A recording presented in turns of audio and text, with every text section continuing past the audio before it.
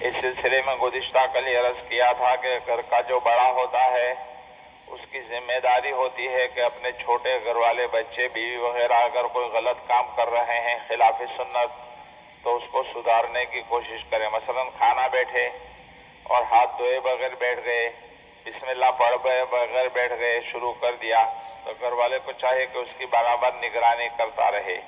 تو آج کل ہمارا معاملہ تو یہ ہو گیا تو پہلے تو ٹوکتے ہی نہیں, نہ اس کو درست کرنے کی کوشش کرتے ہیں.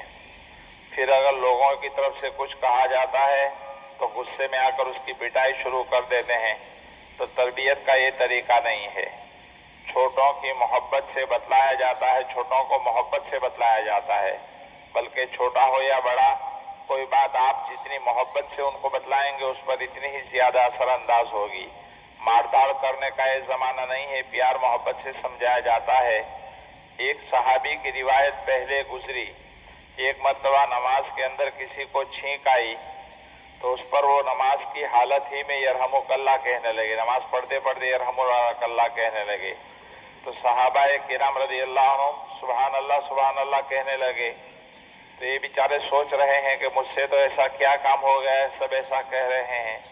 میں نے بولنا شروع کیا کہ میں نے تو ایسا کیا کہا, تم ایسا کیوں کرتے ہو. ان کو تو معلوم بھی نہیں تھا کہ نماز میں بول نہیں سکتے. تو پھر صحابہ نے اپنی رانوں پر ہاتھ مارنا شروع کیا. خیر یہ کہتے ہیں مجھے غصہ تو بہت آ گیا لیکن میں رک گیا.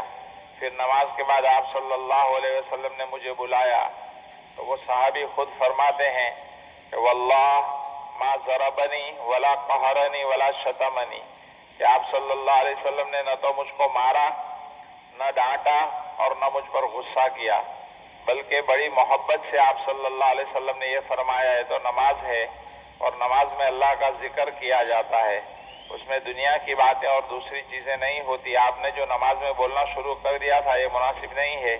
اب غور کیجئے کہ وہ تو بڑا آدمی تھا, تو پھر چھوٹوں کو تو اور زیادہ محبت سے بتانے کی ضرورت ہے. لیکن ہم یا تو کہتے ہی نہیں شروع سے, اور جب کہنے پر آتے ہیں تو ڈنڈا لے کر آگے بڑھنے ہیں. ہمارا حال ایسا ہے کہ اگر غفلت سے باز آیا تو جفا کی, تلافی کی بھی ظالم نے تو کیا کی. پہلے تو کہیں گے ہی نہیں, جب کہنے پر آئیں گے تو پٹائی کریں گے. گویا ہمیں پٹائی کے علاوہ تعلیم و تربیت کا اور کوئی طریقہ آتا ہی نہیں, حالانکہ یہ بالکل غلط طریقہ ہے.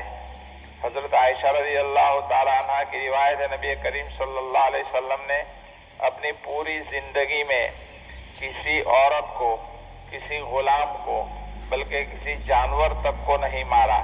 آپ صلی اللہ علیہ وسلم نے 9 شادیاں کی اور 11 عورتیں آپ کے ساتھ رہ رہی تھی.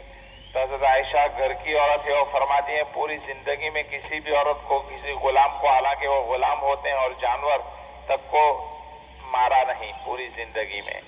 تو بات چلی تھی کہ حضرت سلمان فارسی رضی اللہ تعالیٰ عنہ سے ایک یہودی نے اعتراض کے طور پر ایک بات کہی تھی کہ میں تو دیکھتا ہوں کہ تمہارے ساتھی یعنی نبی کریم صلی اللہ علیہ وسلم تم کو ہر چیز سکھاتے ہیں, یہاں تک کہ پیشاب پاخانہ کا طریقہ بھی بتلاتے ہیں.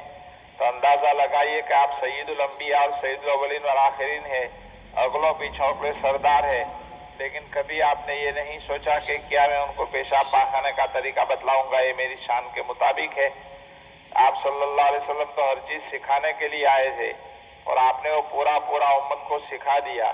آج کل ہمارا مزاج ایسا بنتا جا رہا ہے کہ فلاں کام تو میری شان کے خلاف ہے, بلکہ اگر کوئی اس طرف دھیان دیتا ہو تو دوسرے لوگ کہتے ہیں کہ ارے مولانا آپ اس میں کیوں دخل دیتے ہو, آپ کی شان تو بڑی اونچی ہے, خود تو کرتے نہیں اور کوئی بیچارہ کر رہا ہے تو اس کو روکنے کی کوشش کرتے ہیں.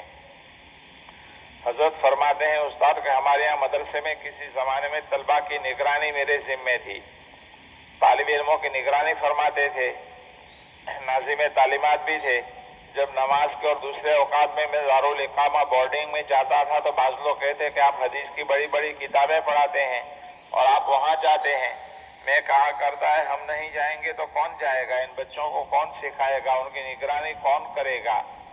آج کل جو بچے بگڑتے جا رہے ہیں اس کی وجہ یہ ہے کہ ان کی روک ٹوک نہیں ہے, ان کی نگرانی اور نگہداشت نہیں ہے.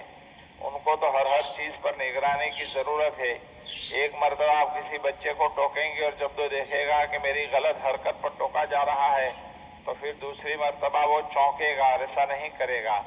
لیکن اگر اس نے دیکھ لیا کہ کوئی ٹوکنے والا نہیں ہے تو دھیرے دھیرے معاملہ آگے بڑھتا چلا جائے گا. اس لیے بہت بچوں کو سدھارنے کے لیے دھیرے دھیرے طریقہ اختیار کرنا چاہیے. آپ احادیث کا مطالعہ کیجئے تو معلوم ہوگا کہ کسی بھی بڑے یا چھوٹے کی طرف سے کوئی ایسی بات پیش آئی تو نبی کریم صلی اللہ علیہ وسلم اس پر فوراً تنبیہ فرماتے تھے. وہاں کوئی مار پٹائی نہیں ہوتی تھی بلکہ بس ٹوک دیا کرتے تھے. یہ جو ہوا وہ مناسب نہیں ہوا، یوں کرنا چاہیے. لیکن آج کل اب تو ہمارا مزاج یہ بن گیا ہے کہ کسی کو کچھ مت کہو، اگر کہتے ہیں تو اسے برا معلوم ہوتا ہے، اس لیے کچھ کہنے کا ماحول ہی نہیں ہے. لیکن یاد رکھیے پھر بھی اگر آپ کسی کو محبت سے کہیں گے تو ضرور سنوئے گا.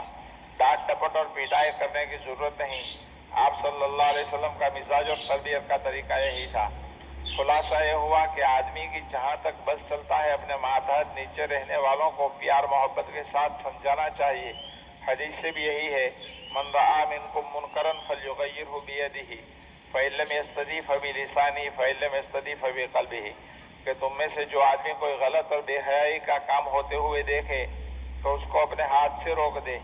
ہاتھ سے نہیں روک سکتا تو زبان سے روک دے. زبان سے دل سے سمجھائے کہ بھائی دیکھو ہم مسلمان ہیں، اس طرح یہ مناسب نہیں ہے. اور یہ بھی نہیں ہے تو اپنے دل سے برا سمجھے. یہ اسلام کا اور ایمان کا سب سے کم درجہ ہے. اللہ پاک ہمیں صحیح معنی میں احادیث سمجھنے کی توفیق عطا فرمائے. آمین. سبحان اللہ.